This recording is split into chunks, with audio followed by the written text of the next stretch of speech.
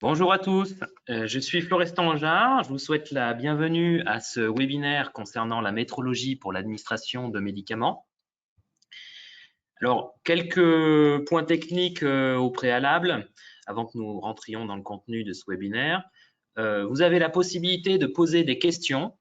Pour ce faire, il faudra, dans un premier temps, ouvrir le panneau de configuration de la session GoToWebinar que vous devrez retrouver à droite de votre écran. Saisir la question dans le panneau « Questions » au milieu de ce bandeau. Envoyer la question en cliquant sur « Envoyer » et les réponses seront données en fin de présentation. Donc, on aura une petite session de questions-réponses à la fin de cette session. Et à l'issue de cette présentation, nous pourrons vous envoyer les supports quelques jours après ce webinaire.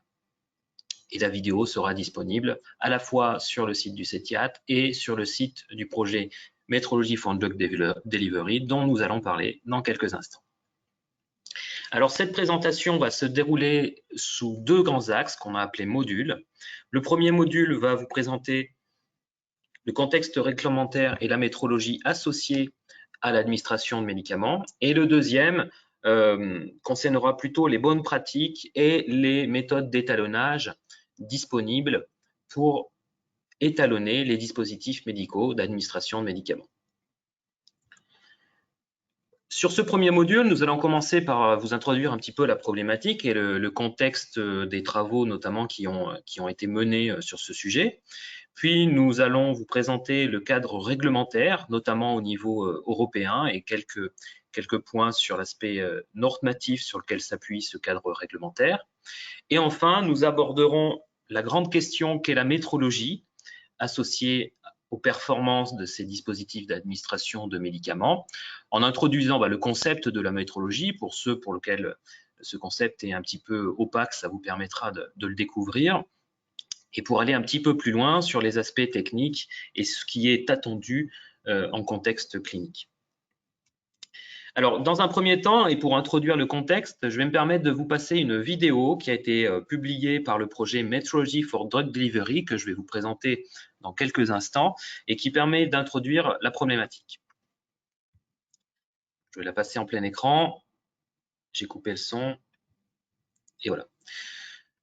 Donc, le constat commun, c'est que la délivrance de médicaments par perfusion est très utilisée en contexte clinique, notamment en néonatologie où, par exemple, on a la délivrance de très petites quantités de fluides, de très petites quantités de médicaments, de nutriments qui sont administrés et bien souvent, comme on peut le voir sur la vidéo à l'instant, avec des problématiques multi-perfusion où on a, par exemple, plusieurs poupes seringues qui arrivent sur le cathéter pour délivrer plusieurs médicaments aux clients. Autour de cette problématique-là, malheureusement, on sait, d'après plusieurs études, celle qui a été citée ici est une étude anglaise, que par exemple, en Angleterre, on a un rapport en 2017 qui indique 101 erreurs de dosage par administration intraveineuse, 101 erreurs pour 1000 administrations, 1000 délivrances de médicaments. Donc c'est un résultat qui est malheureusement assez important. Et pour ce faire, nous avons mis en place le projet Metrology for Drug Delivery qui va avoir l'objectif d'améliorer la métrologie pour réduire ces cas d'accident.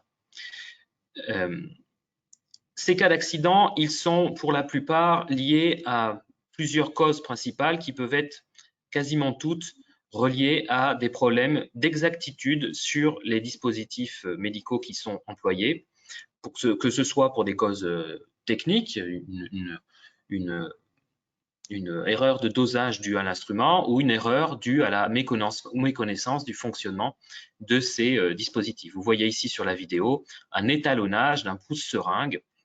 Donc, c'est simplement pour illustrer les propos. On ira beaucoup plus dans le détail au niveau du module 2 dans à peu près 1 heure. Et c'est une opération qui est malheureusement réalisée dans peu d'aspects cliniques. Ce projet dont nous allons parler, il a débuté pour son premier volet en 2012, pour son deuxième volet en 2019, et il a pour but d'assurer la traçabilité métrologique au niveau national et au niveau européen des dispositifs médicaux, en ayant comme contrainte de développer les étalons primaires, c'est-à-dire les instruments, les bancs d'étalonnage qui permettent d'étalonner et d'assurer à ces deux niveaux, européens et nationaux, la traçabilité des étalonnages. Donc on verra dans le module 2 les différentes méthodes d'étalonnage qui sont disponibles dans les différents pays partenaires de ce projet, avec ici en illustration, eh bien là tout de suite le système d'étalonnage français, donc l'étalon national français pour la nanodébimétrie qui est au CETIAT, et vous verrez dans le module 2 qu'il y a différentes techniques qui sont basées sur différents principes, comme on le voit ici, par exemple sur le principe interférométrique. Sur le principe précédent, c'était le principe de suivi du ménisque, et on a également d'autres méthodes basées sur des choses un peu plus classiques, comme ici de la vélocimétrie particules, ou tout simplement une mesure par volume ou une mesure par pesée.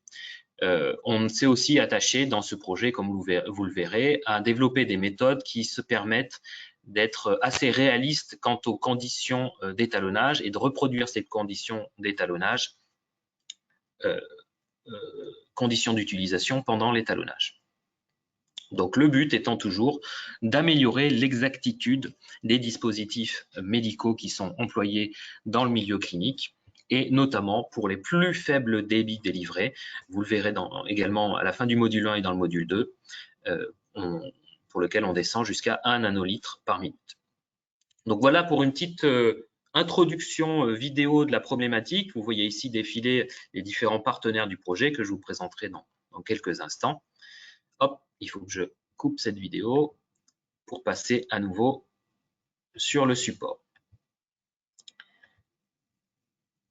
Je repasse en plein écran. Voilà. Donc d'un point de vue réglementaire et normatif, en ce qui concerne l'administration des médicaments et plus spécifiquement la métrologie associée à cette administration de médicaments, eh bien nous avons depuis 2017 une réglementation européenne sur les dispositifs médicaux qui a comme référence 2017-747. Cette réglementation, elle a été révisée en 2021 et elle introduit plusieurs nouveaux concepts.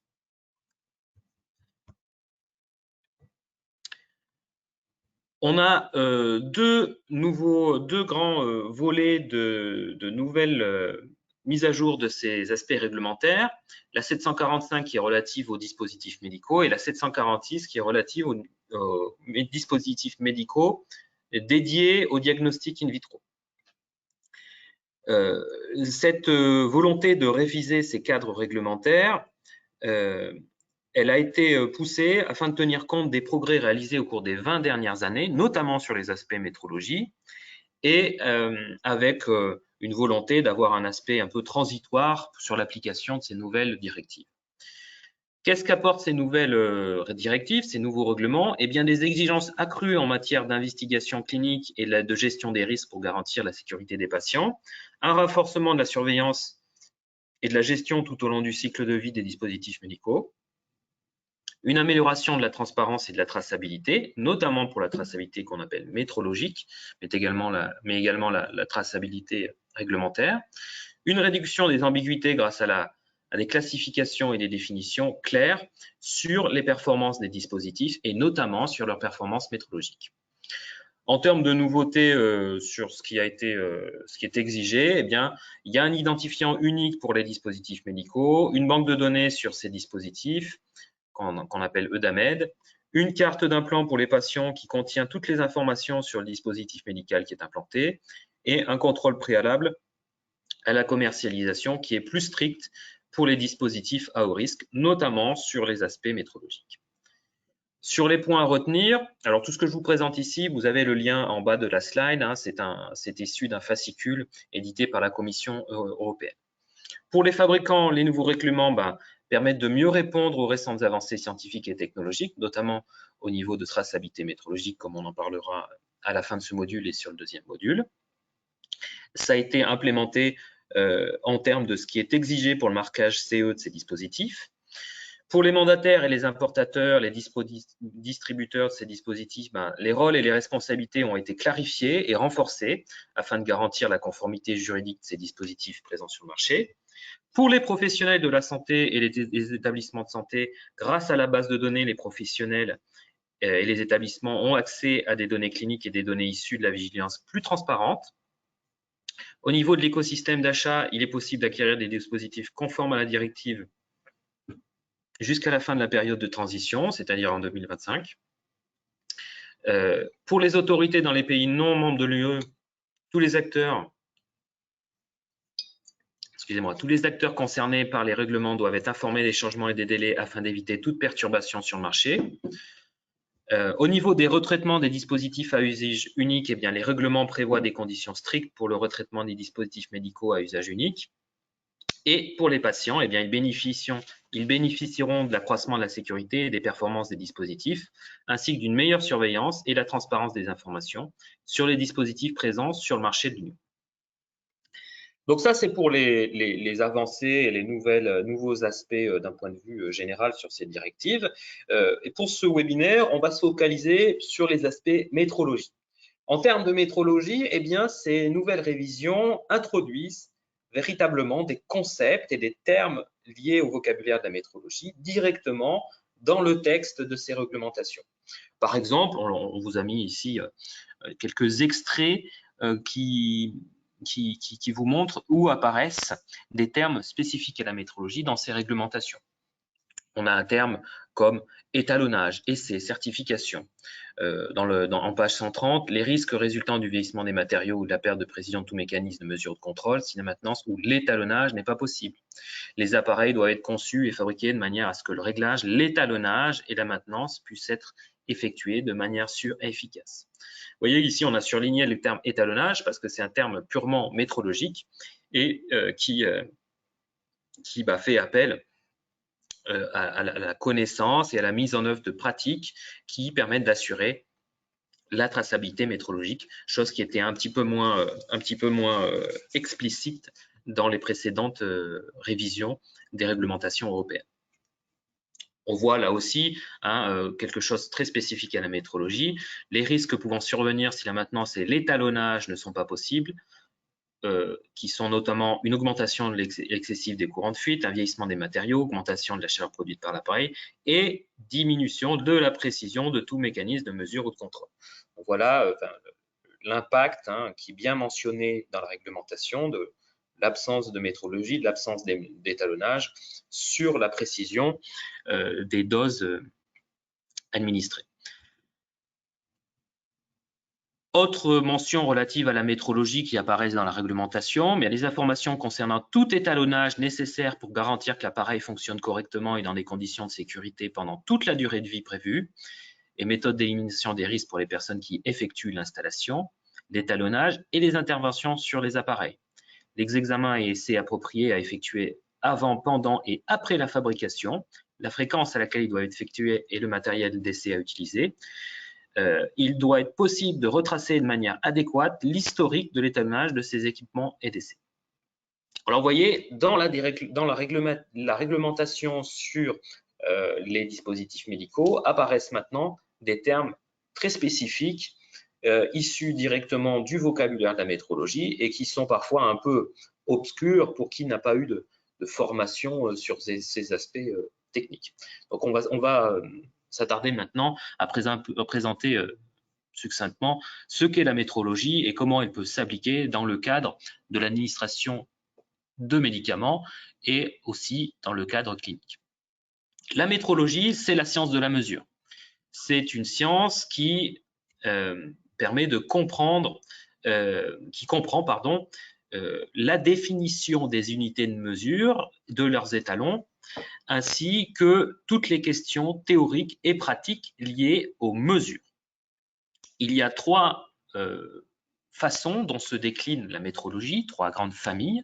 La métrologie scientifique, c'est elle qui s'attache à définir les unités de mesure, réaliser et développer les étalons. On va parler d'étalons primaires et secondaires dans quelques instants.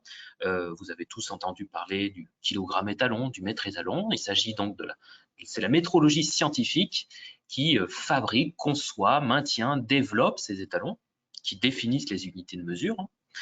Le deuxième volet, c'est la métrologie légale. Elle couvre les applications commerciales, fiscales, protection de l'environnement, économie d'énergie, relatives à la santé, c'est ce sur quoi on s'attache aujourd'hui, sécurité, et en fait, c'est tout ce que chaque État entend réglementer d'un point de vue législatif, juridique, sur son territoire.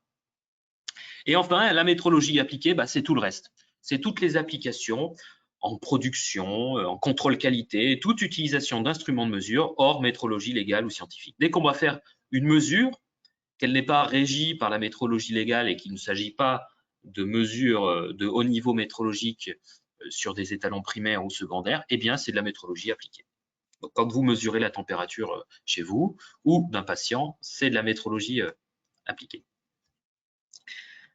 Tous ces concepts, vous pouvez les retrouver sur le site bipm.org, qui est le site du Bureau international des poids et mesures, qui est l'instance internationale qui régit la métrologie.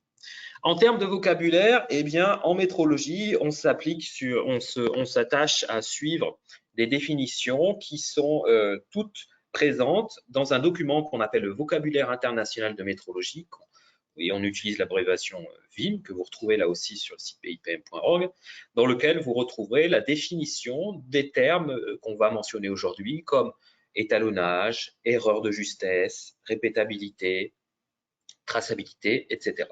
Pour tous les aspects qui ont attrait à la métrologie légale, vous avez le pendant du VIM, qui est le VIM-L, vocabulaire international de métrologie légale, qui est lui disponible sur le site de l'Organisation internationale de métrologie légale, OIML.org. La métrologie au niveau scientifique, elle s'attache à définir les unités de mesure et à développer les instruments qui vont pouvoir assurer la meilleure exactitude sur ces unités. Le système international d'unités, les unités primaires, les unités de base de mesure, elles sont au nombre de 7. Vous retrouvez le kilogramme, le mètre, la seconde, l'ampère, le kelvin, la mole et le candela.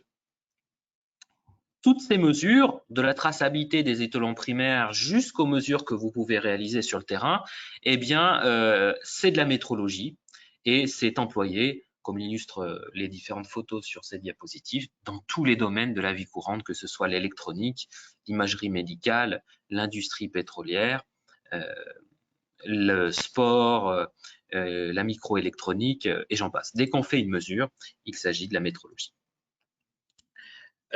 La métrologie, elle peut aussi se voir au travers des différents flux que l'on peut trouver dans la vie de tous les jours et au niveau professionnel. Pour les fabricants, la métrologie est employée notamment pour améliorer les caractéristiques des équipements qu'ils vont utiliser ou produire. Les INM, donc les Instituts nationaux de métrologie, eh bien, eux, ils s'attachent à développer l'infrastructure métrologique en développant les étalons primaires, c'est-à-dire les instruments, les bancs d'étalonnage, les bancs d'essai qui vont permettre d'avoir la meilleure précision sur les unités du système international. Bien sûr, pour faire cela, il va falloir passer par des étalonnages, donc comparer des instruments par rapport aux étalons, que ce soit des étalons secondaires ou des étalons primaires. On fera un petit focus là-dessus au début du module 2. Tout ça va permettre de développer des technologies spécifiques pour évaluer la conformité soit directement d'instruments de mesure et indirectement de processus, que ce soit processus de fabrication ou processus tels que l'administration de médicaments. On s'appuie bien souvent sur des normes techniques pour cette évaluation de la conformité et grâce à la traçabilité des mesures, eh bien, on va pouvoir assurer la qualité des mesures jusqu'aux utilisateurs finaux qui, dans votre cas, sont les professionnels de santé. Voilà pour un petit focus sur la métrologie. Alors la métrologie au CETIAT plus spécifiquement, pour vous présenter un petit peu pourquoi c'est le CETIAT aujourd'hui qui vous parle de ça. La métrologie, ça fait partie des 4 piliers du CETIAT, qui est le Centre technique des industries aéroniques et thermiques, qui est basé à Villeurbanne, juste à côté de Lyon, qui est présent depuis les années 60 dont le métier est la réalisation d'études, d'essais, d'étalonnage, de veille, de diffusion de l'information, de formation et de normalisation sur ces 4 grands métiers qui sont la métrologie, mais aussi la thermique, l'acoustique et l'aérolique. Et notre expertise, avec un nombre d'environ 135 salariés, elle est sur l'accroissement de l'efficacité énergétique, la réduction des impacts environnementaux, la qualité des environnements intérieurs, la productivité des unités de fabrication et la fonctionnalité et la sécurité des appareils et dispositifs que les clients nous confient en essai ou en étalonnage. Voilà pourquoi le CETIAT, sur ces aspects-là, intervient en métrologie. Il intervient en métrologie également parce que au CETIAT, nous disposons de 6 laboratoires de métrologie sur 6 grandeurs différentes, la thermométrie, la débimétrie gazeuse, la manométrie, l'hygrométrie, l'anémométrie et la débimétrie liquide. Et pour ces 3 dernières, hygrométrie, débimétrie liquide et anémométrie, nous détenons au CETIAT les bancs d'étalonnage les plus précis, les plus exacts de France, ce qui constitue en réalité ce qu'on appelle des étalons primaires, qui permettent de définir pour la France les unités d'humidité, de vitesse d'air et de débimétrie liquide. On est, pour ce faire, associé au LNE, le Laboratoire national de métrologie et d'essai, pour maintenir et développer ces 3 étalons nationaux. Donc, sur ces 3 grandeurs, nous sommes au niveau de la pyramide de la métrologie, au sommet de cette pyramide.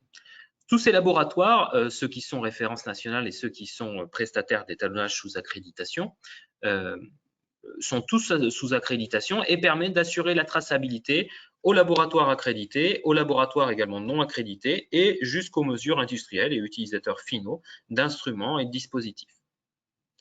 Plus spécifiquement pour l'administration de médicaments, sous forme liquide, c'est de la débimétrie liquide. Eh bien, au CETIAT, on dispose d'un laboratoire de débimétrie liquide qui est le laboratoire référence nationale, désigné par le LNE pour maintenir et développer cette référence nationale, qui existe depuis 78. Vous voyez une photo ici à gauche, vraiment les installations assez anciennes maintenant. Et on dispose de plusieurs bancs d'essai dédiés à différentes gammes de débit.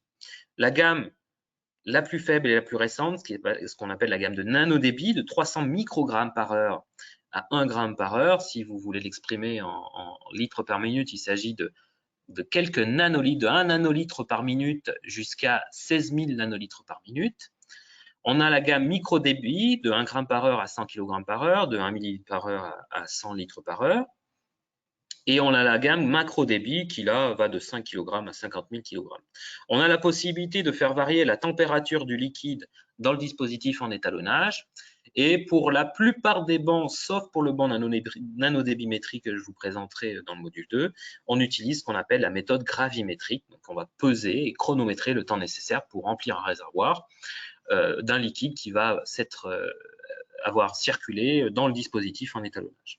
On est accrédité COFRAC en micro et macro débimétrie et cette accréditation nous autorise le développement de nouvelles méthodes, notamment la méthode dynamique qu'on a fait accréditer l'année dernière et la nanodébimétrie liquide qu'on espère pouvoir faire accréditer d'ici la fin de l'année. Merci pour votre attention sur ce module 1 et nous allons passer maintenant au module 2. Je ferme celui-là. Je passe au deuxième.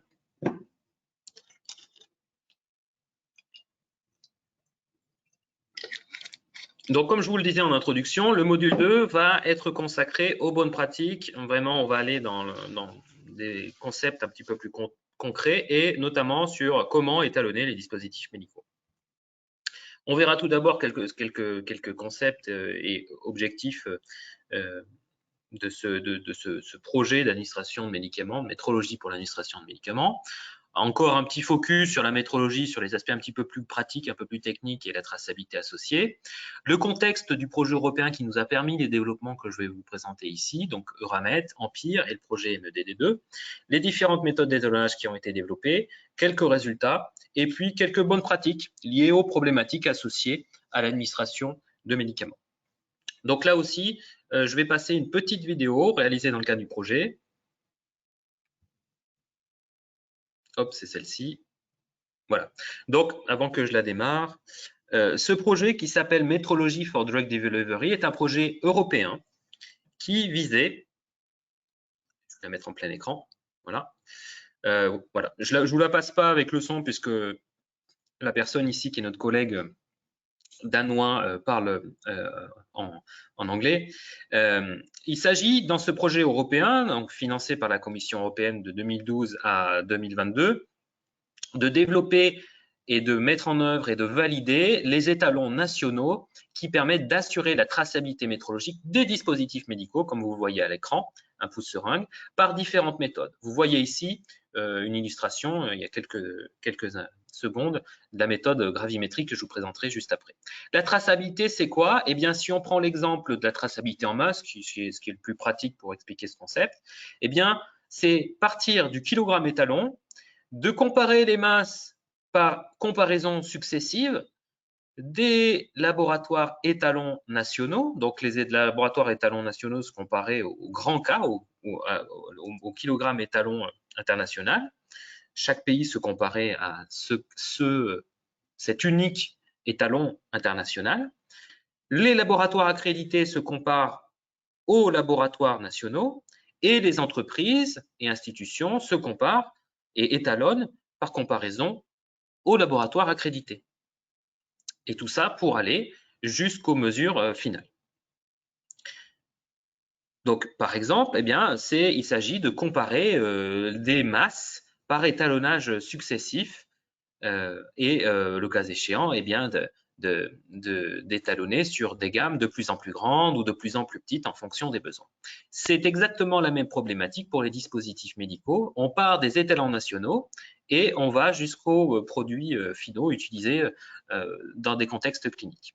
On illustre ici très rapidement une des méthodes d'étalonnage que je préciserai juste après, qui est la méthode gravimétrique, où on va mesurer une masse délivrée par le dispositif et chronométrer le temps nécessaire pour obtenir cette masse. Masse délivrée divisée par le temps chronométré, c'est le débit délivré par le dispositif de façon traçable si on a pris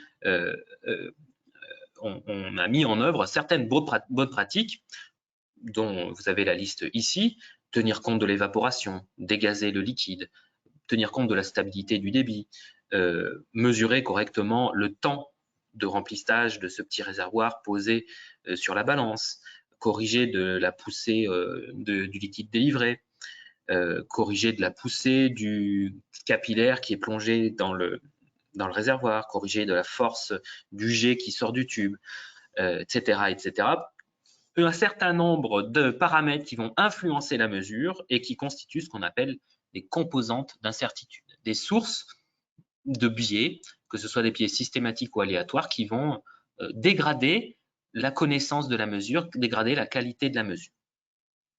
Pour les balances, c'est typiquement des problématiques qu'on met en œuvre à chaque mesure. Vous voyez ici une illustration d'un étalonnage où le pouce-seringue délivre dans un réservoir qui est lui-même posé sur une balance et on va avoir une comparaison entre le débit calculé par la méthode gravimétrique, masse divisée par temps, et le débit affiché par le dispositif médical. Tout cela, eh bien, comment le mettre en place d'un terme pratique dans les hôpitaux, par exemple, si on parle le cas des pouces-seringues, eh bien, vous pouvez disposer de ce qu'on appelle un IDA, un Infusion Device Analyzer, qu'on appelle aussi parfois en français un calibrateur. Donc, c'est un instrument qui va mesurer le débit délivré par les pouces-seringues dont vous disposez dans votre contexte clinique et hospitalier. Et si ce calibrateur est lui-même étalonné par traçabilité à une méthode qu'on appelle primaire, donc méthode par exemple gravimétrique, par une balance, qui est elle-même étalonnée par rapport à la masse et au temps, eh bien vous assurez la traçabilité de l'étalonnage et du fonctionnement du débit délivré par vos pouces-seringues. Et donc vous assurez ce qu'on appelle la traçabilité métrologique parce que vous allez connaître l'erreur de justesse, l'erreur sur la dose délivrée par votre pouce-seringue par étalonnage successif. Vous voyez ici simplement une carte des différents partenaires du projet que je vous présenterai un petit peu plus en détail dans quelques instants. Voilà, je repasse à la présentation. Module 2.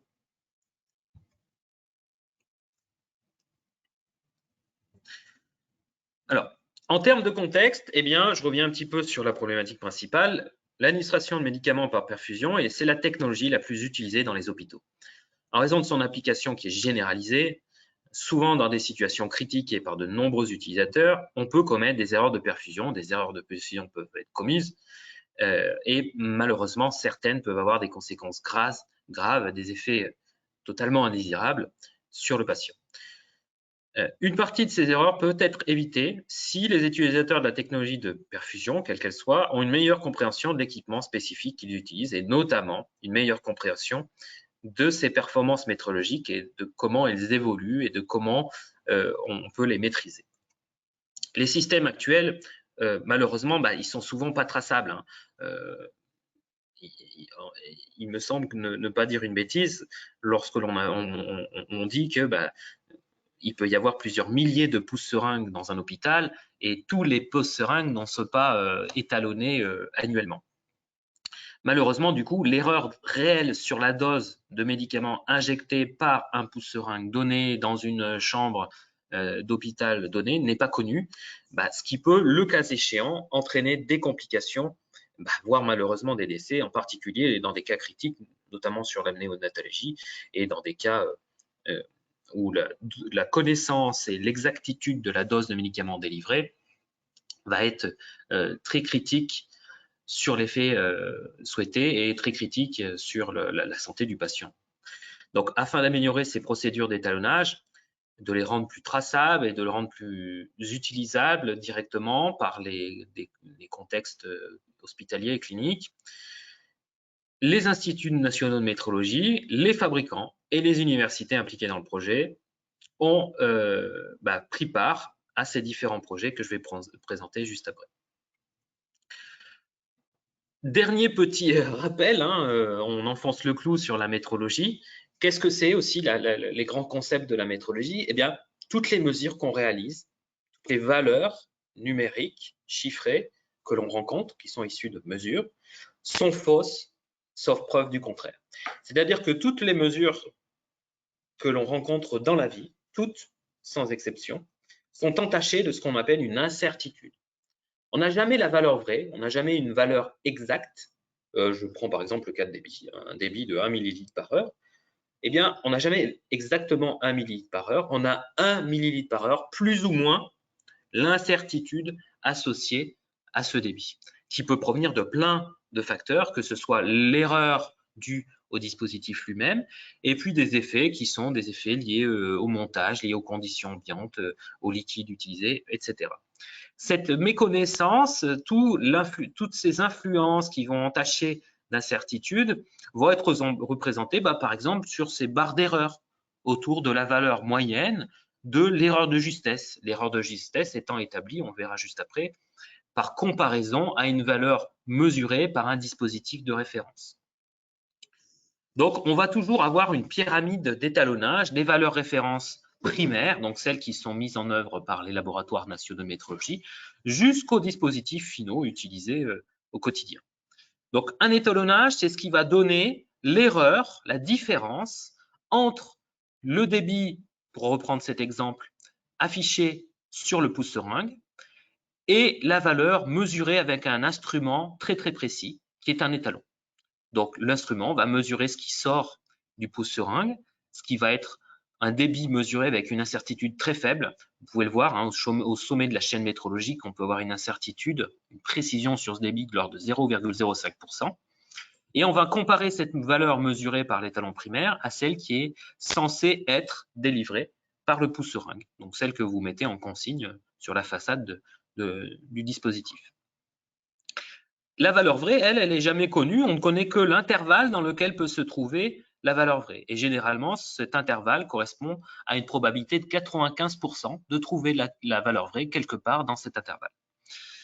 La traçabilité métrologique, c'est le fait de faire réaliser ces comparaisons toujours par rapport à un étalon qui détient une incertitude plus faible que celle attendue pour le dispositif en étalonnage et traçable jusqu'aux étalons nationaux. Donc, si on utilise une méthode gravimétrique, une méthode avec une balance, eh bien, il faut que la balance soit elle-même étalonnée par comparaison à des masses étalons elles-mêmes traçables jusqu'aux étalons nationaux et internationaux.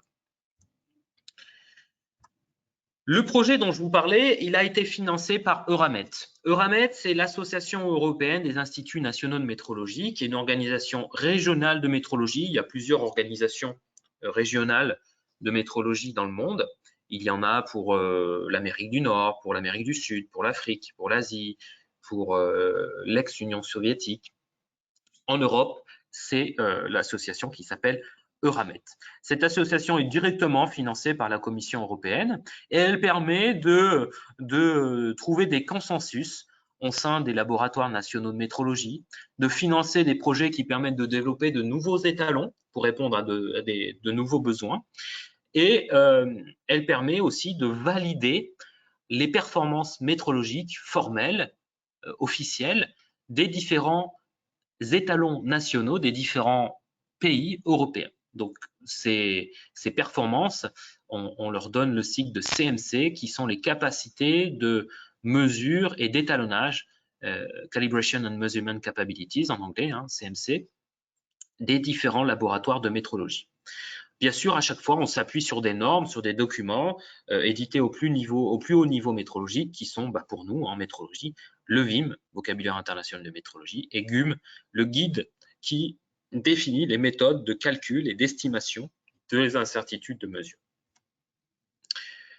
Cette association européenne, Euramet, elle finance, comme je disais, des projets de recherche pour l'innovation et la recherche en métrologie, cet appel à projet est dans le cadre du grand appel de type qu'on appelle Horizon 2020, qui est le programme cadre de l'Union européenne pour financer la recherche et l'innovation.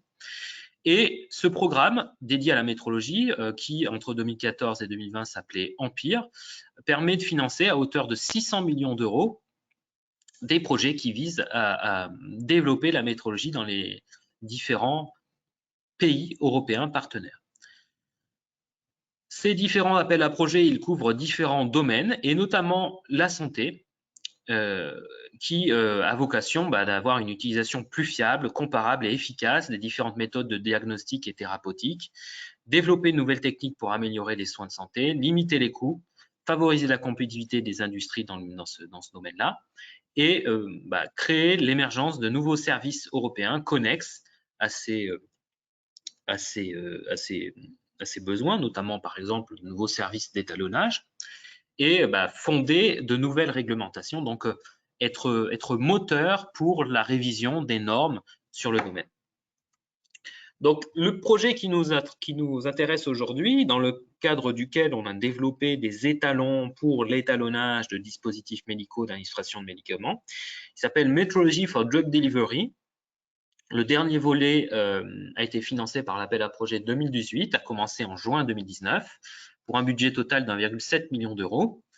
A été coordonné par nos collègues et homologues portugais, Laboratoire national de métrologie portugais, l'IPQ, et a vu participer 9 laboratoires nationaux de métrologie tout autour de l'Europe, 5 universités, 2 fabricants de dispositifs et 11 pays au total, avec un total de 40 chercheurs qui ont travaillé sur ce projet. Vous voyez ici la liste de tous les partenaires du projet, donc principalement, comme je disais juste avant, des laboratoires nationaux de métrologie, en France pour la débimétrie liquide de CETIAT, le Portugal, nos amis écossais, les Danois, les Suédois, des centres techniques allemands, laboratoires nationaux de métrologie tchèque, le laboratoire national de métrologie suisse, le laboratoire grec, mais aussi un partenaire hors Europe qui est le laboratoire national de métrologie coréen, qui a des capacités, qui souhaitait développer des choses dans le cadre des micro et nano débits de médicaments et qui a donc participé en tant que partenaire non financé. Il y a une petite photo des différents partenaires. Je suis moi-même juste au milieu de la photo. Un petit focus maintenant, donc cette slide, c'est celle que vous avez vue dans le module 1. Au niveau du CETIAT, je vous ai dit, on est le laboratoire référence national de débimétrie liquide, et notamment pour les aspects micro et nano débit qui couvrent des gammes qui sont celles qui correspondent au débit délivré par les pompes péristatiques, par les pompes à perfusion, par les pousses seringues, par les pompes à insuline, bref, tous les dispositifs médicaux d'administration de médicaments.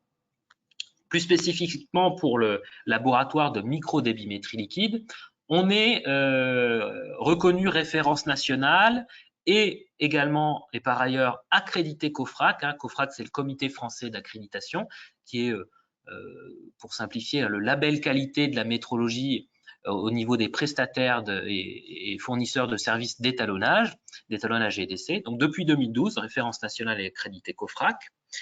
Sur une gamme qui va de 1 g par heure, donc 1 ml par heure pour le débit le plus faible, jusqu'à 100 kg par heure, 100 litres par heure pour le débit le plus fort, avec une incertitude, donc une connaissance sur le débit mesuré par l'instrument de référence, le banc primaire, qui est de 0,6% jusqu'à 10 g par heure, 10 ml par heure, et 0,1% au-delà, jusqu'à 100 litres par heure.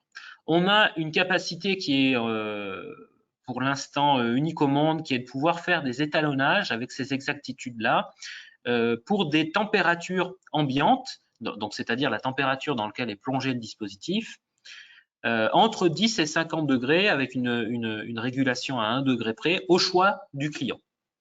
On a aussi la possibilité d'étalonner jusqu'à une pression de fluide jusqu'à 10 bars, ce qui nous permet comme ça de couvrir un petit peu tous les besoins, qu'ils soient exotiques ou non, de nos clients pour se rapprocher le plus possible des conditions d'utilisation des dispositifs sur le terrain. On a fait des études, par exemple, où on a volontairement mis le dispositif à 37 degrés pour regarder un petit peu l'influence lorsque le dispositif est à proximité immédiate du corps du patient, voir l'influence de la température sur les performances métrologiques du dispositif. Alors, le projet MEDD2, Metrology for Drug Delivery, vise à caractériser et améliorer la précision de dosage des dispositifs d'administration de médicaments, et notamment lorsqu'ils sont employés en système qu'on appelle multiperfusion, et permettre ainsi des mesures traçables des volumes délivrés, des débits délivrés et des pressions de délivrance de médicaments à des débits très faibles, donc jusqu'à, pour le plus faible, quelques nanolitres par minute. Ça a été concrétisé par le développement de nouvelles métallonnages et par la validation de ces méthodes d'étalonnage qui a permis d'élargir l'infrastructure métrologique disponible pour que les utilisateurs finaux disposent de services d'étalonnage sur toutes les gammes d'utilisation de ces dispositifs médicaux. Alors, on n'a pas fait ça dans notre coin, on a fait ça grâce au support de parties prenantes, de stakeholders en anglais, qui sont toutes les compagnies que vous voyez, toutes les institutions et entreprises que vous voyez sur l'écran, qui ont été partenaires du projet, qui ont participé aux discussions, élaboré avec nous les cahiers des charges, validé les mesures, critiqué les mesures et les résultats obtenus. Bref, qui ont pu faire vivre ce projet et faire le lien aussi avec la réalité du terrain. On a eu quand même plusieurs CHU, plusieurs hôpitaux, plusieurs centres universitaires qui ont participé et permis de faire un retour critique et très constructif sur les différents développements qui ont eu lieu dans le cadre de ce projet-là. Le projet, il a été organisé autour de ce qu'on appelle des lots de tâches, Work Package, WP en anglais, pour un petit peu découper le problème en plusieurs problèmes abordables par les différents partenaires. Le premier, il a visé le développement des différents étalons qui permettent de mesurer le plus précisément possible ces débits de délivrance de médicaments, ce qu'on a appelé le développement d'infrastructures de métrologie pour ces très faibles débits. Le deuxième, il a visé à mesurer en ligne et à développer des étalons pour la mesure en ligne des propriétés physiques et thermodynamiques des médicaments, leur viscosité, leur masse volumique, leur densité, toutes ces propriétés qui peuvent avoir une influence sur les performances de ces dispositifs. Le troisième, il a il s'est attaché à développer une pompe sur puce qui a été utilisée en tant qu'étalon de transfert. Étalon pour aller des étalons primaires aux mesures sur le terrain. C'était une pompe, si vous voulez, de très bonne facture et de très bonne précision en termes de stabilité et d'exactitude du débit délivré afin de pouvoir comparer les performances entre ce que l'on obtient au niveau des étalons primaires et ce que l'on obtient sur le terrain. Donc, il a fallu, dans ce lot de tâches, développer un dispositif étalon et le valider. Le lot de tâches numéro 4 s'est appuyé à concevoir et caractériser un système multiperfusion que je vous présenterai également et qui permet d'avoir une connaissance métrologique des performances des dispositifs lorsqu'ils sont utilisés en parallèle sur le même cathéter, par exemple. Quand vous délivrez différents médicaments à différents débits, mais que ces débits arrivent tous sur le même patient, eh bien, il y a des problématiques assez complexes qui apparaissent et ce système a permis de les aborder, de les étudier avec toujours cet aspect de traçabilité et exactitude métrologique de plus haut niveau. Et puis les lots de tâches 5 et 6, c'est ceux dans lesquels on s'est attaché à disséminer ces résultats dans les différents comités normatifs, dans les différentes associations partenaires du projet, et réaliser des webinaires comme celui-ci. Alors, on va rentrer un petit peu plus dans le détail de ce qu'on a pu produire dans le projet et ce qui a permis d'améliorer la métrologie pour l'administration des médicaments. Dans le cas du lot de tâches 1, qui s'est attaché à développer les différents étalons primaires pour les micro et nano débits, ça s'est concrétisé par le développement de différentes méthodes d'étalonnage que je vais vous présenter juste après, que l'on a validées par une comparaison interlaboratoire, c'est-à-dire qu'on en a comparé la performance de dispositifs médicaux et dispositifs très précis pour générer ou mesurer des débits liquides, notamment des micro et nano débitmètres et des pouces seringues. Alors, pour cette comparaison, il ne s'agissait pas de pouces seringues et de dispositifs médicaux utilisés dans les hôpitaux, mais d'appareils qui ont une très très bonne précision, une très bonne stabilité pour que l'on puisse comparer les très faibles incertitudes d'étalonnage proposées par les différents laboratoires. Le deuxième lot de tâches, lui, il s'est attaché à développer des systèmes qui permettent, avec le meilleur niveau métrologique possible, de mesurer les propriétés des liquides utilisés dans des applications médicales. Donc, les étalons primaires qui ont été développés l'ont été pour les mesures en ligne de viscosité dynamique qui ont été développées par le labo suédois, écossais et suisse, Reisnell et Metas. Décétonnage de la viscosité dynamique fait sur des huiles de référence représentatives des viscosités des médicaments rencontrés sur le terrain, avec également des mesures de densité traçables. Ces mesures ont été utilisées pour valider les incertitudes déclarées par ces étalons. Donc des étalons en ligne, puisque ce qu'on appelle en ligne, c'est que ces mesures peuvent être mises en œuvre directement sur en série dans une ligne de perfusion, par exemple. On a utilisé différents types d'instruments, des viscosimètres à tube, des viscosimètres capillaires, des viscosimètres à verre, donc qui sont des instruments disponibles dans le commerce, également des viscosimètres rotatifs. Donc ça a permis de démontrer la validité des incertitudes énoncées, mais également la validité des procédures de mesure utilisant ces instruments. Vous voyez ici un exemple de résultat avec les différentes mesures réalisées par les différents partenaires qui ont développé ces étalons de mesure de viscosité pour différents liquides que l'on peut rencontrer dans des applications médicales et représentatifs en termes de viscosité de médicaments. Donc, plusieurs dispositifs en ligne ont été identifiés et validés et un capteur en ligne a été également validé pour, là aussi, permettre des étalonnages sur site au niveau des services cliniques et hospitaliers. Le lot de tâche 2 comme je le disais, il s'est attaché à développer cette pompe microfluidique que l'on a utilisée en tant qu'étalon de transfert, donc ce qui veut dire qu'elle est étalonnable dans les laboratoires nationaux de métrologie et utilisable sur le terrain pour délivrer un débit extrêmement précis, avec une connaissance la plus forte possible sur l'exactitude du débit délivré. Donc, vous voyez une petite photo de ce dispositif. La spécificité, c'est qu'elle est capable de délivrer jusqu'à des très faibles débits inférieurs à 100 nanolitres par minute. Donc, ça peut être utilisé également pour étalonner par comparaison des dispositifs tels que les pompes à insuline, qui descendent jusqu'à quelques nanolitres par minute d'insuline délivrée aux patients diabétiques. Donc, ça a permis aussi de développer des procédures d'étalonnage pour ces dispositifs d'administration de médicaments. Les tests sont terminés, toutes les mesures et validations expérimentales sont réalisées et un guide qui décrit comment utiliser, réaliser des étalonnages de dispositifs médicaux sera disponible à partir de novembre 2022. Donc, c'est un guide qui sera gratuitement disponible sur le site euramed.org. Vous voyez ici un exemple de résultat obtenu avec l'étalonnage par différents partenaires du projet d'un IDA, d'un calibrateur de pompe à perfusion.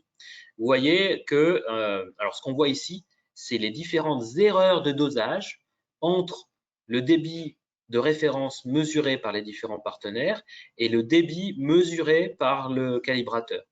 Donc le calibrateur commet lui aussi une erreur sur la mesure. Et les différents marqueurs, les différents points que vous voyez sur ce graphique représentent l'erreur entre le débit affiché par le calibrateur et le débit mesuré par les différents partenaires. Et ce qui est important en métrologie, c'est que l'erreur et la barre d'incertitude associée, donc la barre d'erreur autour du point, soit ce que c'est les différentes erreurs obtenues par les différents partenaires qui sont dans différents labos en Europe sur le même dispositif, donc sur le même calibrateur, tout ça soit compatible, donc que les erreurs et les barres d'erreurs se recoupent entre elles. Donc, ce qui a été le cas, ce qui a permis de valider les capacités d'étalonnage de ces différents partenaires. On l'a fait aussi, cette comparaison interlaboratoire sur un dispositif médical de base, je dirais, un pouce-seringue, sur différents types de liquides utilisés et représentatifs des différents médicaments administrés, donc de l'eau, solution saline, dobutamine, dopupamine, propofol, gélaspam, etc. Donc là, c'est simplement un exemple à un débit. On a une multitude de résultats similaires pour deux laboratoires, le laboratoire portugais et le laboratoire coréen, avec une seringue de 10 ml et un débit à 1 ml par heure. Là aussi, on voit que les différents labos, qu'ils soient au Portugal ou en Corée, obtiennent des résultats similaires, ce qui est un gage de qualité et de fiabilité des performances et des capacités d'étalonnage de ces deux laboratoires. On voit aussi un exemple ici sur ce graphique d'erreur du débit en fonction de la position du piston dans la seringue.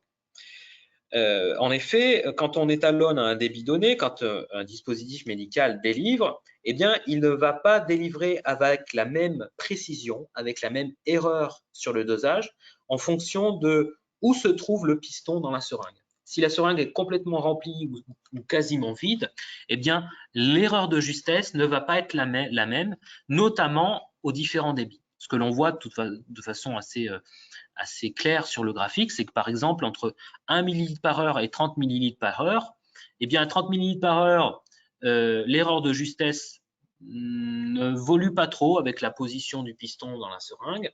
Mais par contre, à très faible débit, comme ici à 1 ml par heure, elle évolue fortement. Elle va passer d'une moyenne aux alentours de 0,4% à plutôt 1,6% par exemple, quand on est sur des positions assez proches du bout de la seringue. Ici, on vous montre un exemple d'évaluation de la reproductibilité d'un pouce-seringue en comparant l'étalonnage, là aussi, entre différents laboratoires pour différents débits. Donc, on voit l'évolution pour les différents laboratoires et aux différents débits, jusqu'à des débits très faibles, hein, 0,01 millilitres par heure, hein, c'est 10 microlitres par heure. Donc, c'est vraiment ce qu'on appelle un nanodébit. On a aussi développé la capacité d'étalonner des dispositifs qui descendent très bas en débit. Hein. Le débit le plus faible qu'on a pu mesurer, c'est 1 nanolitre par minute, hein, 0,25 microlitres par heure. C'est notamment le débit délivré quand on utilise des pompes à insuline. Hein. Et ce qu'on a pu développer, ce sont des méthodes qui permettent de suivre en temps réel l'évolution de ce débit. Parce que une pompe à insuline, c'est un mécanisme qui est constitué d'un moteur pas à pas qui déplace un piston, qui déplace un élément mécanique, hein, en une ou plusieurs étapes, et qui va pousser ce piston vers l'avant dans le récipient dans lequel on va délivrer la dose de médicament quand on est en étalonnage ou directement dans le patient quand on est en utilisation. Et on a démontré que, effectivement, comme prévu, hein, sur les aspects théoriques et puis sur les aspects de ce qu'annoncent les fabricants, il y a un aspect cyclique de la dose délivrée. Quand on est en débit continu, on observe ces cycles de délivrance fournis par la pompe insuline. On a regardé aussi la reproductibilité du bolus. Donc, quand on délivre une dose d'insuline sur un temps très court, quand on pousse d'un seul coup une quantité désirée de médicaments, d'insuline, on l'a fait pour différents volumes et on a refait cette manip à différents instants pour revoir un petit peu l'évolution de ses performances à différentes conditions d'utilisation et par différents instants dans le temps. Donc, il me semble que là, c'est pour des 3 semaines successives. Et on conseille également, c'est ce qui ressort des résultats, de déterminer la taille du bolus, là aussi à différentes positions du piston dans le récipient, afin de moyenner la fluctuation à long terme qui peut être causée par les variations dues au mécanisme de pompage. Au niveau du lot de tâche numéro 4, donc conception et caractérisation d'un système multiperfusion, là, on s'est attaché à développer une installation mobile qui a été construite par le centre hospitalier universitaire d'Utrecht aux Pays-Bas avec l'aide d'un fabricant qui s'appelle Bronkhorst, qui comprend un capteur de débit massique, 2 capteurs de pression connectés et en ligne.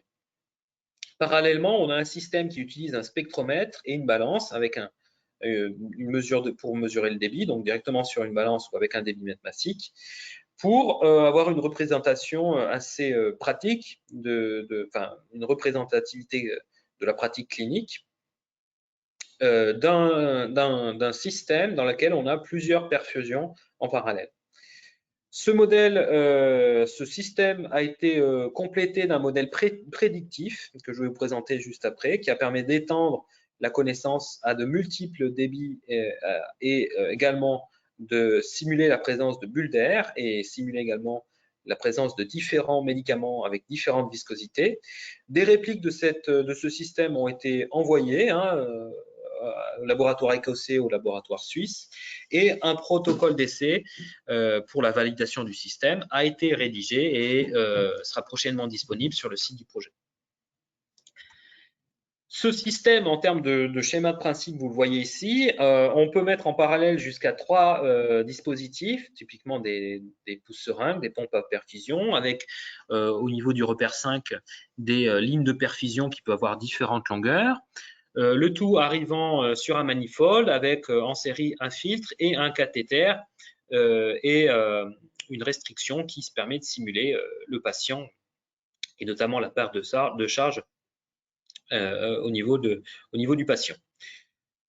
Ce système, il a permis de valider par la mesure un logiciel qui va lui aussi être disponible, qui va être présenté notamment, je participerai à la présentation de ce logiciel lors du congrès international de soins intensifs à Paris en octobre. Ce logiciel, il permet de étudier et de donner comment va évoluer le débit délivré par 3 pousse-seringues, alors ça peut être 1, 2 ou 3, à différents débits, avec différents types de lignes, avec différents types de cathéters, différents types de seringues et différents types de manifolds. Ce logiciel, il permet il prend en compte différents effets qui vont influencer la dose de médicaments délivrés par chacun des pouces-seringues. Notamment, on a ce qu'on appelle le push-out effect. Quand on change un débit sur un pouce-seringue, eh bien, ça va changer aussi le débit sur les différents pouces-seringues. Donc, c'est un effet d'influence d'une ligne de perfusion à l'autre. On a aussi l'effet de flux résiduel. Quand on a un fort débit par rapport à un débit plus faible sur une autre ligne, il y a une influence où le débit précédent va influencer le prochain débit sur l'autre ligne. Et on a enfin la prise en compte dans ce modèle, dans ce logiciel, de l'élasticité du système qu'on appelle compliance en anglais, qui va aussi amortir l'évolution du débit quand on va mettre une consigne de débit à mégalitres par heure, par exemple, sur la façade du pouce-seringue. Donc, tous ces phénomènes sont étudiés, sont présentés par ce logiciel et vous permettent de voir comment la dose de médicaments va évoluer dans le temps. Et ce qui est important, c'est que ça a été validé d'un point de vue expérimental et d'un point de vue métrologique par les laboratoires de métrologie qui ont participé à ce projet. D'un point de vue un peu plus formel, ce projet, il touche à sa fin. Il se terminera en fin novembre 2022. On a pu avoir un fort impact, pas mal de livrables dans le cadre de ce projet, 29 présentations dans des conférences, 12 articles publiés dans des revues internationales à comité de lecture, une coopération avec d'autres projets de recherche, 2 ateliers en ligne sur les méthodes de mesure. Vous avez accès à 5 newsletters publiés tous les 6 mois et présentes sur la page web. Vous avez 2 webinaires grand public, dont un est celui que je présente aujourd'hui. 3 études de cas également très intéressantes sur des cas d'application de la métrologie en milieu clinique. Des guides de bonne pratique et des fascicules sur l'étalonnage des pompes à perfusion, aussi disponibles sur le site du projet, drugmetrology.com. 2 vidéos sur la traçabilité sur l'étalonnage, c'est celle que je vous ai présentée aujourd'hui. Et puis, il a permis de financer notre participation à des comités normatifs, notamment au niveau européen, mais aussi au niveau américain. On a participé à la nouvelle révision de ce qu'on appelle la TIR 101, qui est une norme éditée par l'AMI, donc une association américaine qui édite des documents normatifs sur les dispositifs médicaux, qui vise à normaliser les tests de performance de distribution de médicaments pour les pompes à perfusion. Et on a participé activement à la révision de ce document qui introduit désormais des critères beaucoup plus spécifiques sur les aspects métrologiques et performance des dispositifs médicaux. Je le redis, tout ceci, tous ces résultats, tout ce que je vous présente est disponible sur le site drugmetrology.com, à la fois pour ce projet-là et pour le précédent, et également sur une plateforme web open source qui s'appelle Zenodo. Vous avez le lien ici, où vous retrouvez tous les rapports, tous les livrables du projet. Maintenant, pour aller un petit peu plus dans la pratique, dans le concret, au niveau de ce qui peut être mis en œuvre en termes de métrologie et de méthode d'étalonnage, il faut savoir que, comme on le dit, les dispositifs médicaux, ils sont très utilisés, vous le savez. Ils sont fondamentaux pour l'administration des soins, notamment pour fournir des médicaments, mais aussi en termes de nutrition et d'hydratation des patients. Malheureusement, on sait d'un point de vue études statistiques, expérimentales, que les erreurs de dosage sont fréquentes et ont malheureusement parfois des effets indésirables, parfois critiques, notamment dans des cas vraiment où le débit est très critique, par exemple en néonatologie.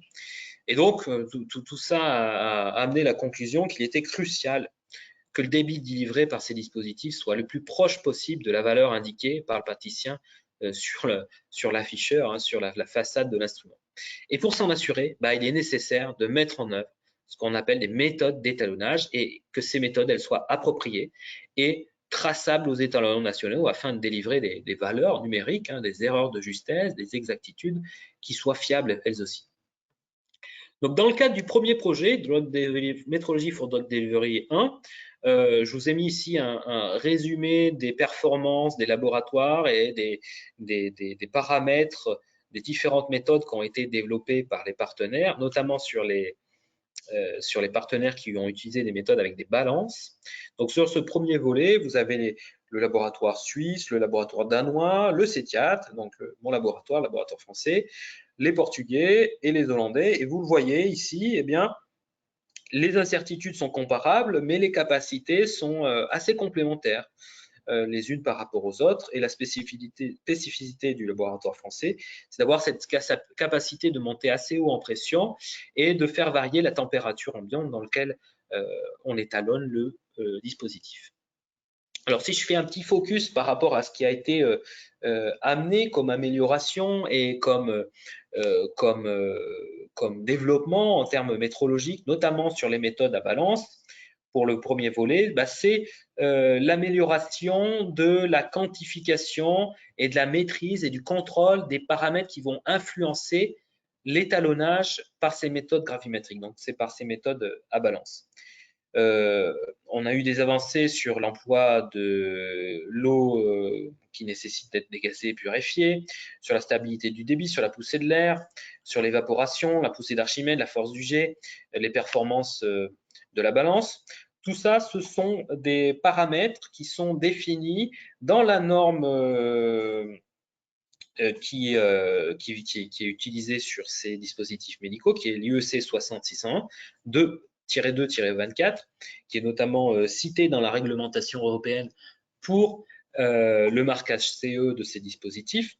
Et donc, on a pu transmettre aussi au comité normatif qui édite les différentes révisions de ces normes, les avancées sur ce domaine et les bonnes pratiques quant à la quantification et la maîtrise de ces différents facteurs d'influence.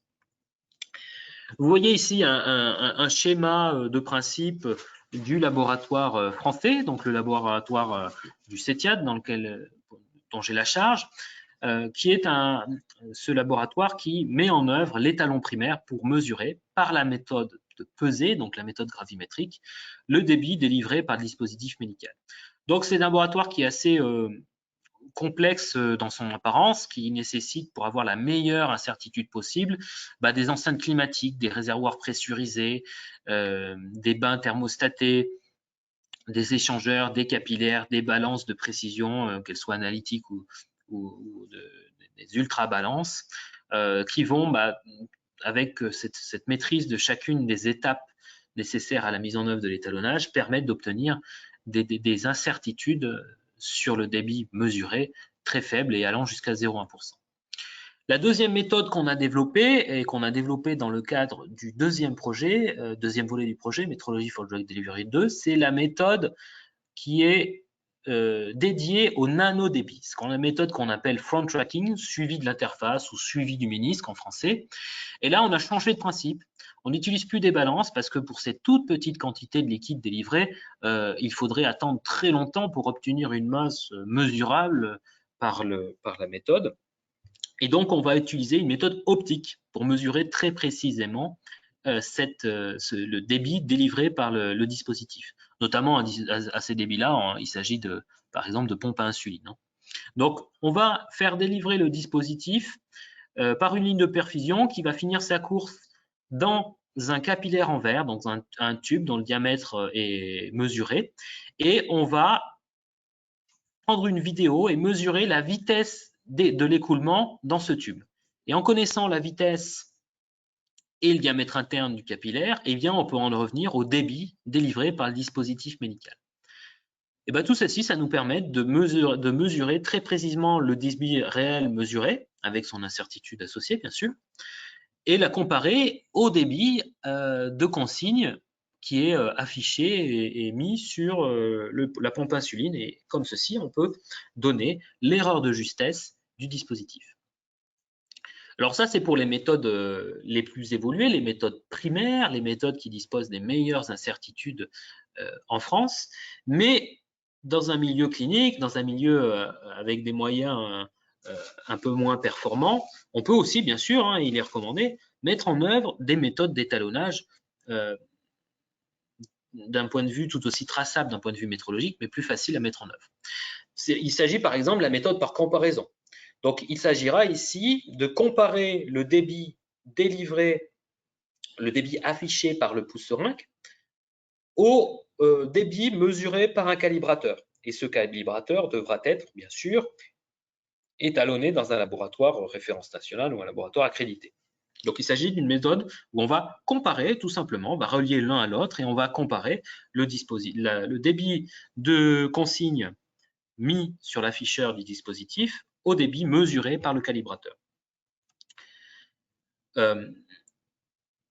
On peut le faire directement avec le dispositif que l'on souhaite étalonner, ou on peut le faire, on peut étalonner comme ceci un pouce seringue qui va être notre pouce seringue étalon, qui va lui-même servir à comparer d'autres pouces seringues, d'autres pompes à perfusion dans l'hôpital ou dans la clinique, par exemple, où il va être utilisé.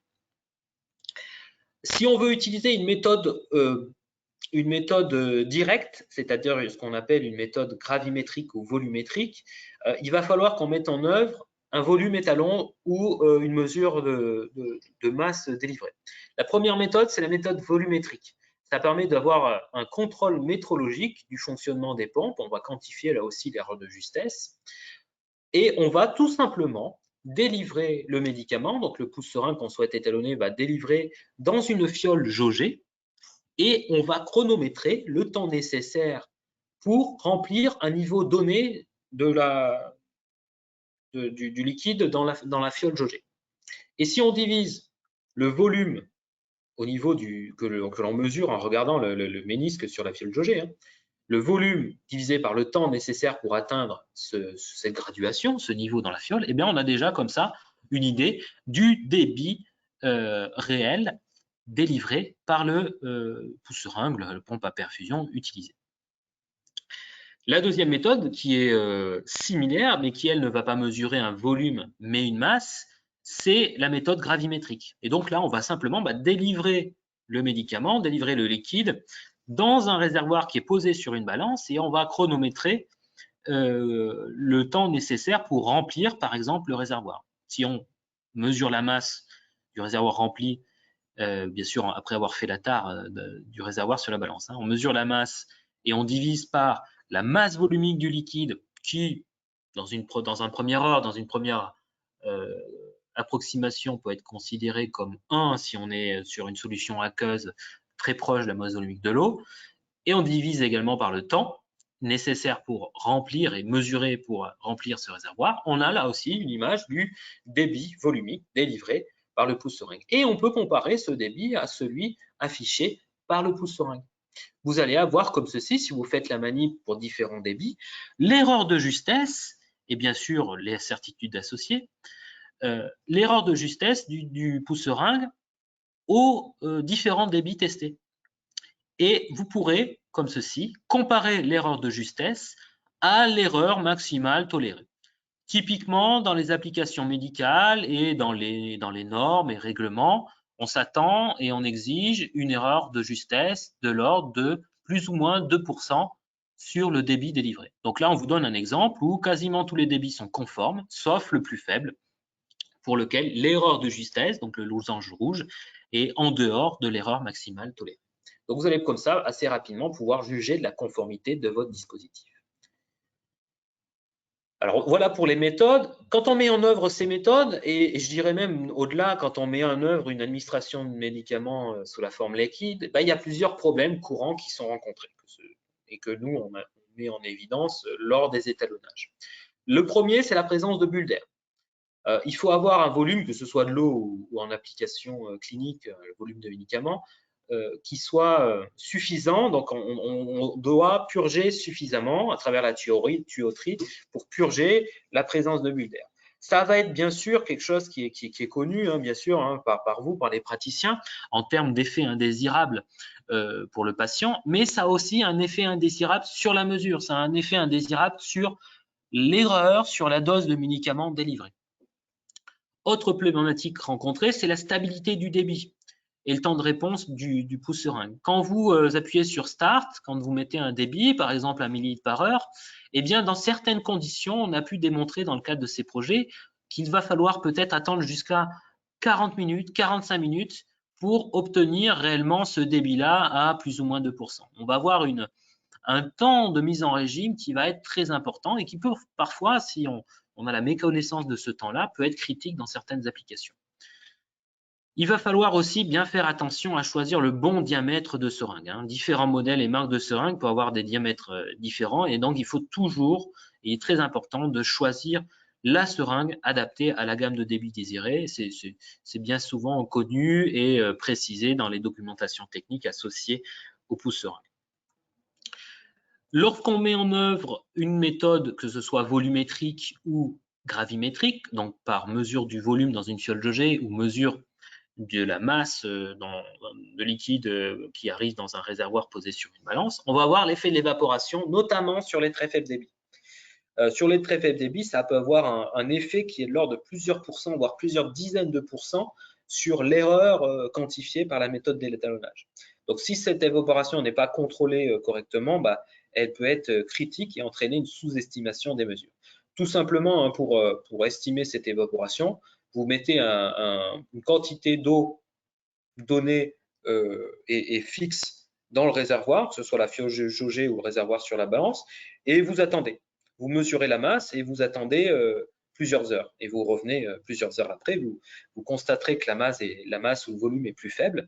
Et vous avez comme ça une idée du taux d'évaporation, du débit équivalent d'eau qui s'est évaporée par unité de temps.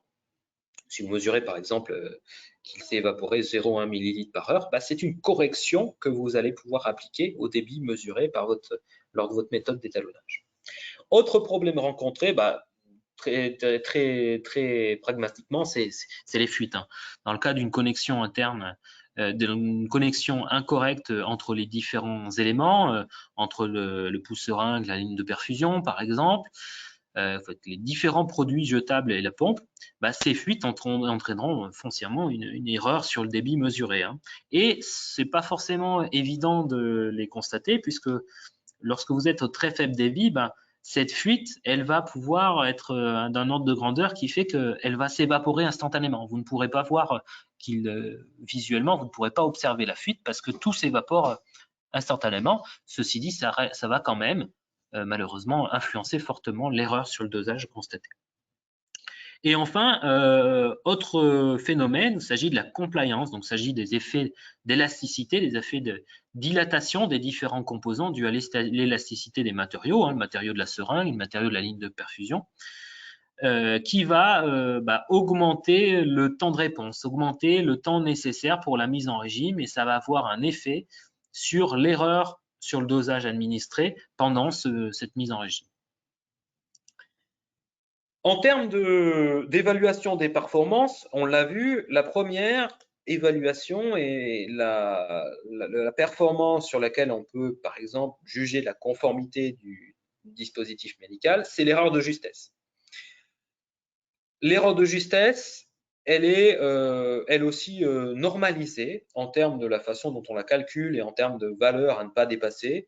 Dans la plupart des cas, dans les applications médicales, c'est plus ou moins 2%, comme je le disais. Mais attention, gros warning ici, parce que l'erreur de justesse telle qu'on la calcule, nous, dans les laboratoires de métrologie selon les normes de métrologie, donc par exemple le VIM et le GU, c'est le débit cible indiqué par le dispositif, donc par exemple le débit cible qu'on met en façade sur le pouce seringue, moins le débit mesuré par la méthode de référence, donc la méthode par balance ou la méthode par fiole jaugée par exemple, le débit de référence, le débit étalon mesuré. Par contre, dans d'autres normes, par exemple dans l'IEC 60601, eh bien on a la formule inverse. On a non pas le débit cible moins le débit de référence, mais le débit de référence moins le débit cible. Et donc, il y a un signe opposé ici entre les deux. Donc, faites bien attention de la façon dont l'erreur de justesse est quantifiée. Si c'est fait par un laboratoire de métrologie, laboratoire national et ou accrédité COFRAC, par exemple en France, ça sera la première formule alors que si c'est l'erreur indiquée notamment sur des essais d'évaluation de la conformité pour le marquage CE dispositif, ça peut être l'autre formule. Donc attention à cette différence dans les erreurs, puisque on peut avoir plus 2% ou moins 2% par exemple. Donc en conclusion, suite à ces deux modules et ce qui constitue les messages qu'on souhaite faire passer dans ce webinaire, c'est que il est crucial que le volume et le débit générés par les dispositifs médicaux soient aussi exacts et précis que possible. Et pour s'en assurer, il est nécessaire de disposer et de mettre en œuvre, soit directement, soit indirectement, soit vous-même, soit en sous-traitant, des méthodes d'étalonnage appropriées. La méthode d'étalonnage la plus couramment utilisée par les instituts nationaux de métrologie, c'est la méthode gravimétrique. On a vu aussi son pendant qui est la méthode volumétrique. D'autres méthodes ont été mises en œuvre et sont complémentaires, notamment pour les plus faibles débits dans les différents pays et qui assurent toute la traçabilité des erreurs qui vont être délivrées et présentées dans les certificats d'étalonnage et les incertitudes associées. Et notamment, dans ce cadre du deuxième volet de ce projet, on a pu développer des méthodes qui descendent jusqu'à 1 nanolitre par minute et qui permettent d'assurer la traçabilité des dispositifs qui sont couramment utilisés depuis des dizaines d'années, mais pour lesquels on n'avait jusqu'à présent aucun moyen de contrôler l'exactitude d'un point de vue formel et traçable aux étalons nationaux par les laboratoires de métrologie. C'est désormais le cas.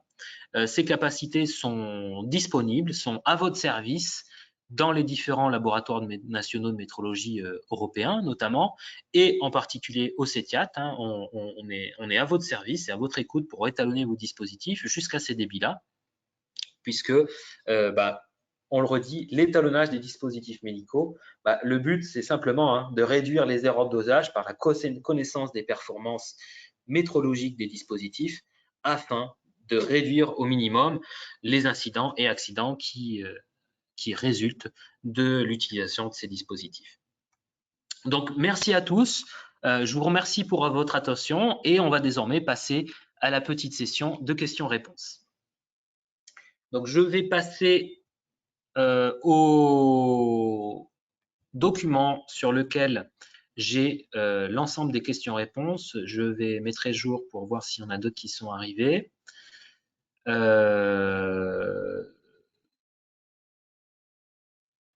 Dans quelle catégorie de métrologie se situent les dispositifs médicaux? Il s'agit de la première question.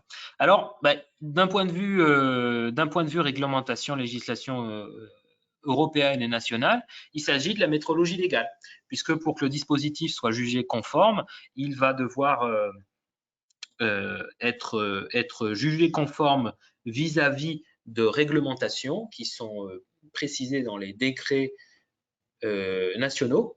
Et donc, on est typiquement dans de la métrologie légale, puisqu'on a affaire à la santé directement sur les performances qui sont imposées sur ces dispositifs. Module 2, slide 30, là je passe à la prochaine question. Le logiciel sera-t-il gratuit? Alors si vous parlez effectivement du logiciel qui vous permet de visualiser quels sont les effets, les perturbations sur le débit de médicaments, oui, ce logiciel est gratuit, sera prochainement disponible à la fin du projet, donc en novembre, directement sur le site du projet, drugmetrology.com. Et les différents partenaires, dont moi-même, on va un peu parcourir les conférences liées et auxquelles participent les praticiens pour présenter ce logiciel. Et je le présenterai avec mes collègues à l'IECM, le Congrès international de soins intensifs, en novembre à Paris. Prochaine question, l'AMI Tier 101 s'impose-t-elle à tous les fabricants? Oui, pour le marché américain. Donc cet exemple de Tier 101, c'est uniquement pour le marché américain. Prochaine question, comment bien purger toutes les bulles? Si j'utilise de l'eau et qu'ensuite je connecte mon médicament, ne va-t-il pas y avoir à nouveau des bulles dans le médicament? Alors oui, alors la purge, c'est tout bêtement faire passer suffisamment de médicaments, suffisamment de fluide à l'air libre, au travers d'un bécher par exemple, pour bien l'évacuer. Il y a d'autres méthodes. Lorsqu'on est donc lorsqu'on est sur des pratiques médicales, les purges, vous savez les faire. Hein. Par contre, quand on est sur la mise en œuvre de méthodes d'étalonnage, on peut avoir des purges qui sont un petit peu plus efficaces, notamment si on arrive à faire passer de l'isopropanol ou alternativement du CO2, qui est un gaz qui va se dissoudre très très bien dans l'eau notamment, et qui va permettre de piéger les bulles d'air, de piéger les volumes morts et de dissoudre tout ça dans le liquide. L'isopropanol est aussi un liquide qui va permettre grâce à sa faible viscosité, de rentrer un petit peu tous les volumes morts et d'être après chassé par le liquide en étalonnage. Slide 48, que se passe-t-il si je me trompe de formule? Alors oui, il s'agit de la formule de l'erreur de justesse. Et simplement, vous faites l'erreur d'un signe. Si vous utilisez une formule, la première formule, vous avez plus de %, par exemple. Si vous utilisez l'autre, vous avez moins de %. Donc vous faites une erreur de x2 en valeur absolue sur l'erreur de justesse et donc sur la dose délivrée par le médicament. Alors, je pense qu'il n'y a pas d'autres questions, j'en vois pas d'autres apparaître. Donc, encore une fois, je vous remercie pour votre attention. On reste à votre service pour toutes les questions relatives à la métrologie des dispositifs médicaux. Et ben, on vous dit à bientôt pour les prochains rendez-vous. Donc, le prochain qui concerne les bonnes pratiques de la mesure, c'est le 10 novembre. Et le 10 novembre, le 1er décembre et le 15 décembre sur la débitmétrie gaz, avec différents webinaires sur les bases, le déploiement de l'instrumentation et des cas concrets de mesure. Et vous pouvez également retrouver l'ensemble de notre offre de formation sur le site formation.cetiad.fr, métrologie.cetiad.fr pour les services d'étalonnage. Et nous avons notamment des formations dédiées à la métrologie de ces tout petits débits de liquide et à la métrologie des dispositifs médicaux. Encore une fois, je vous remercie et à bientôt pour nos webinaires et n'hésitez pas à nous contacter. Au revoir.